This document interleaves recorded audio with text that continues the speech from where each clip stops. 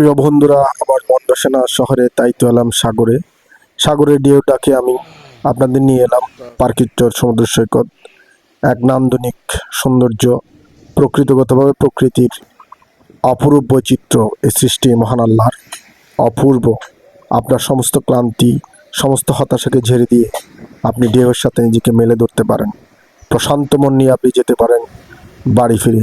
আসুন, এই সমুদ্র সৈকতের সৌন্দর্য উপভোগ করুন।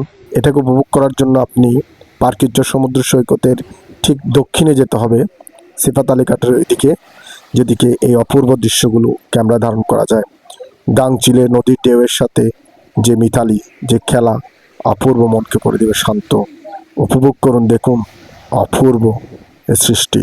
আমি বরাবর মতো চেষ্টা করি প্রকৃতির কিছু অপূর্ব সৌন্দর্য থেকে শিক্ষা নেওয়ার জন্য। আসলে এগুলো আমাদেরকে নিঃস্বার্থ ভালোবাসা দিয়ে যাচ্ছে।